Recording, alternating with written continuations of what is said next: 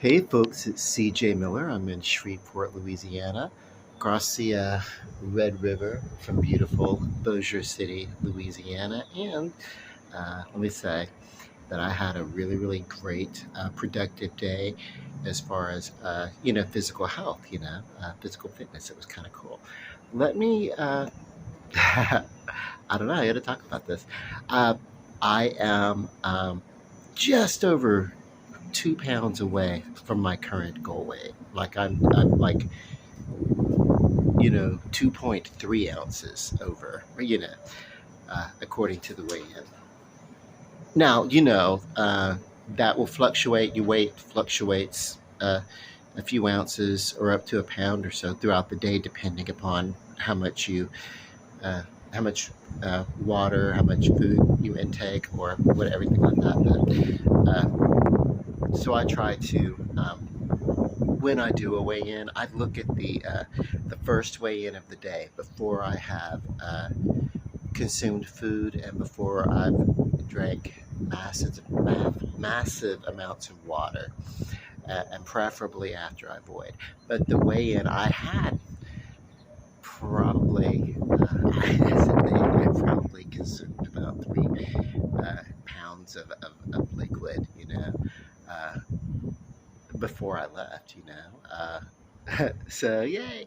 But so I might be right at my actual goal weight. That's what I weighed in at the gym. So you do weigh typically before all that when you first wake up and everything like that. Once you stretch and everything like that, you typically that's your if you weigh yourself at the same time every day, with you doing the same habits and everything like that, you'll kind of get a sense of where you are without the fluctuations or whatever like that. But I'm really excited. I'm really excited about that because it's like very obtainable and it's motivating when you have a goal like uh, whether you're gaining or reducing like I am. And I know that people will be like, you don't look like you need to reduce. Well, I do need to reduce because where weight hits me is my stomach. And I'm reducing body fat, particularly ratio of body, uh, fat mass to uh, muscle mass. I want to, yeah, I want to close in the gap of that ratio. Really, is that right? No. Maybe I want to further the gap. Maybe I want the body fat to be as low as it can be, and that's an obtainable thing. I don't think that at my age, I don't think it's a realistic goal that I have. The physique that I did when I was in my 20s, and that's actually a good thing because I was underweight in my 20s. I was underweight going into my 30s, and then I started working a series of successions of restaurants, first front of the house and then later back at the house. And when you work where there's food enriched, and you eat it every day, sometimes 3 times a day, the weight kind of, yeah. Even then, though, I never got to a point of being like grossly obese, but I did. I did put on enough weight on this small body to become, uh, diabetic. You know, and I've talked about this ad nauseum, really. But when they told me that, it was like, ugh. And so then I began to like do something a little bit more physical, and my whole idea was to, if I get me a beefcake, or whatever, then at least I could get healthy, and I wasn't gonna let uh, just a few pounds be what what starts a snowball uh, of what could happen, a snowball effect of diabetes and the complications that come along with that. So my goal was to really try to stop that. They said the magic word to me at the clinic that I was going to, and the primary physician that I have now was working at the clinic, and then of course he moved, but he still specializes uh, in diabetic treatment. But what happened was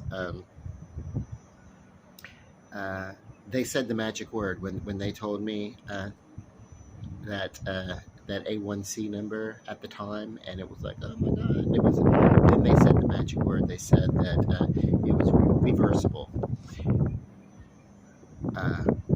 When they said that, I took it upon myself. One thing about me, and I am very stubborn. Anyone who ever has a conversation with me knows that if I get a fixed opinion in my mind, and then it's like I'm stubborn, and I'm rarely content.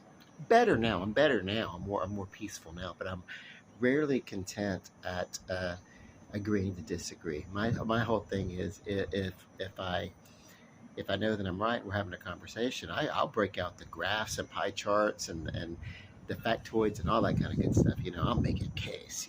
I really think in a different life I would have been a great trial attorney. I really think that. My neighbor's walking the dog. That's cool. My upstairs neighbor, catty corner across the way, has like the coolest dog, and he's very friendly. But he's a big guy. He's supposed to be like a 20-pound uh, limit on dogs. That is not what people do here, though. That's whatever. So that's the thing. I have to, that my whole personality was like, hey, if it's black and white in the contract, those are the rules. We got to go for it and everything like that. And so, and yeah, I've learned to lighten up about that. But uh, it does matter. So we do have a partially cloudy sky. We have not seen the storm or the hail or anything like that. They were predicted, possible hailstorm, possible this, possible that. We didn't get that, at least not yet. Maybe it'll happen tonight. I don't know. It is breezy out here. It's nice and windy. Shreveport's the weather here, by the way, is wonderful. We have short winters. They tend to be less severe, and I don't know. I wonder. It's hard to see where I am. I can see on a day like this. I can see one, two, about 2.5 blocks over. I can get some views of that historic cemetery, which is. It's also a park. It's preserved. It's not a park where people go and have picnics, but I suppose you could. But I mean, if you want to go and you want to look at, I love a good historic cemetery in the historic part. Those headstones will tell you a story.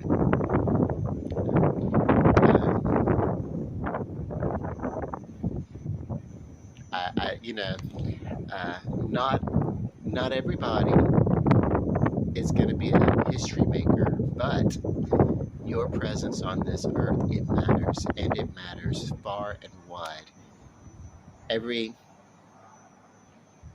step that you take has an effect on your immediate environment, and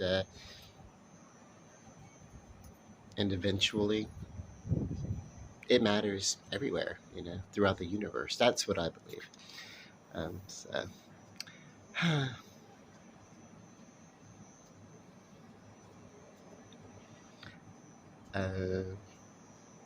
so I'm still working on the painting. I'm looking here at the city. My painting, the most, there are a couple of things that just slightly feel a little bit okay, just a little bit iconic, but not super detailed, even though I can see in great detail these buildings and everything like that. I kind of, it's not really important for what I'm doing on the painting. So I'll probably talk a little bit more about that soon. I need to come out here and kind of dust off the table and everything like that, but it feels breezy. It feels lovely. It feels wonderful. And in case we get some rain, I'll wait and I'll come out here and I'll use like some Clorox wipes or something like that, and I'll get this table cleaned off after the rain too, because otherwise I'd be cleaning it twice. An associate of mine that I knew from way back, and we talk about boredom. Like, gee, I'm bored, and he would say things like, "Well, if you're bored, do something like wash your dishes or fold the laundry or clean your damn house. You know, you're bored anyway." Yeah, so that's kind of where I get that from. You know, if I'm bored, do something productive. I've also got a chair that vibrates, like a reclining chair that vibrates and everything. I'm gonna go sit that thing on, and I'm gonna like relax after the gym. Where the YMCA that I go to, and the men's weight room has a hot tub. It's got a